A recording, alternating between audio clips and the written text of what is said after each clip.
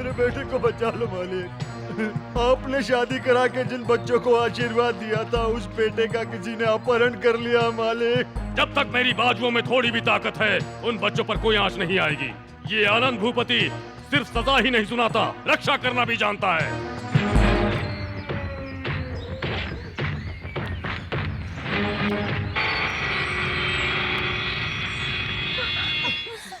अरे बाप रे।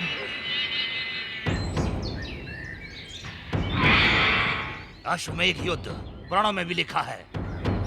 आज मैं वही करने जा रहा हूं। मेरे टुकड़े पर पलने वाला नीच कुत्ता, मेरी लड़की को अपना कर तूने यमराज को ललकारा है। आनंद भूपति क्या कोई बड़ा भगवान है जो तेरी हिफाजत करेगा?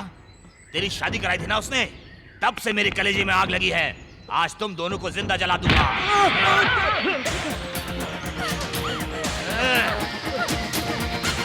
पिताजी, पिताजी मैं आपके आगे हाथ जोड़ती हूँ। हम दोनों ये गांव छोड़कर चले जाएंगे। इन्हें कुछ मत कीजिए। तू जिस दिन मेरी चौखट लांघकर इसके साथ गई, उसी दिन तेरा धर्म भ्रष्ट हो गया। तू अब इस संसार में रहने लायक नहीं, इसके साथ जीने लायक भी अब तू नहीं रही। तू भी मरेगी। चल मार। तुम सब लोग कान खोलकर सुन लो। अगर तुम में से किसी ने भी मुझे रोका या इसकी मदद की तो वो भी मरेगा। चल।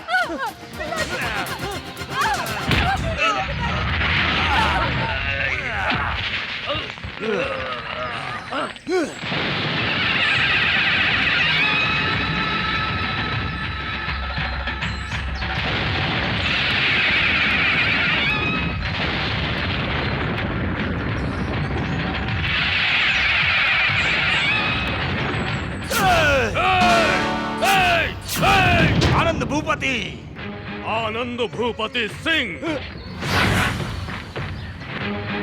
मैंने जिन बच्चों को आशीर्वाद दिया है उनकी रक्षा करना भी मेरा धर्म है। उनकी जान लेने के लिए ऊपर से भगवान ही क्यों ना जाए, उसे भी रोकने की हिम्मत रखता है ये आनंद भूपति सिंह। या तो फिर आजा। तुमने क्या मुझे अपना शरीर देखकर डरने वाली कोई औरत समझकर रखा है? शेर के परिवार में पैदा हुआ मर्द, खून की होली तलवार से खेलता आया हूँ। तू मेरा क्या बिगाड़ लेगा रे? बिना कुल के राजा बना बैठा है। तेरी हैसियत ही क्या है? मेरी हैसियत? तू बता, तेरी हैसियत क्या है? किसने रचा इस सृष्टि को? इस संसार में पानी आजाद है, हवा आजाद है, वातावरण आजाद है, कोई गुलाम नहीं है। इस बात को तू क्या जानेगा? पेड़ पौधों की जाति है, कीड़े मकोड़ों की जात है, यहाँ तक कि बिल्ली कुत्तों की जाति है। तो हम मानवों की कोई जाति नहीं है क्या? हैं? शैतान और राक्षस अपनी जाति घोषित करे तो उसका कोई महत्व नहीं। तुम लोगों ने जो भी लिख दिया वो वेद हो गया। तुमने जो पढ़कर सुनाया वो वेदों में वेद हो गया। तुम लोगों ने स्वार्थ के लिए जो लिखा वो वेदों में वेद हो गया। जन्म से लेकर मरण तक मंदिर में माथा टेकते रहोगे तो भी कभी पुजारी नहीं कहलाओगे, हमेशा धोखेबाज ही रहोगे। सच को झूठ और झूठ को सच बनाना ही तुम्हारा पेशा है। जब तू पैदा हुआ था तब तू एक छोटा सा बच्चा था। उस वक्त तुझे पता था कि तू कौन सी जाति का है? मारो इसे।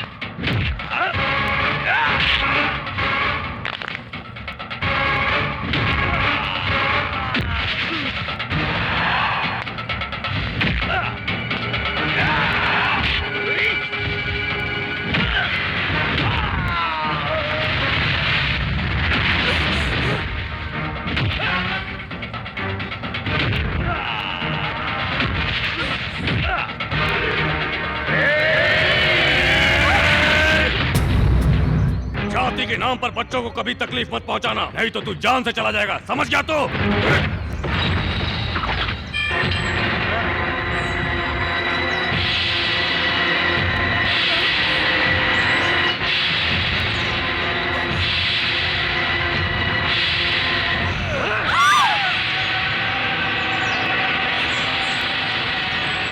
शास्त्री, इज्जत के साथ सबको लेकर यहाँ से लौट जाओ, नहीं तो इसी आग में जला डालूंगा।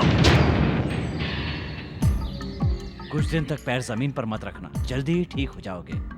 आओ बहन, मैं दवाई दे देता हूँ।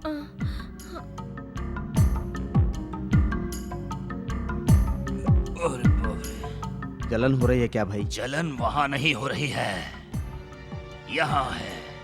मेरी मर्जी के खिलाफ उसने मेरी लड़की की शादी कराकर मुझे हर पल जलने के लिए छोड़ दिया। सारा गांव तमाशा देख रहा है, उसे भी जीने का कोई हक नहीं। वो आपके बस में नहीं है भाई।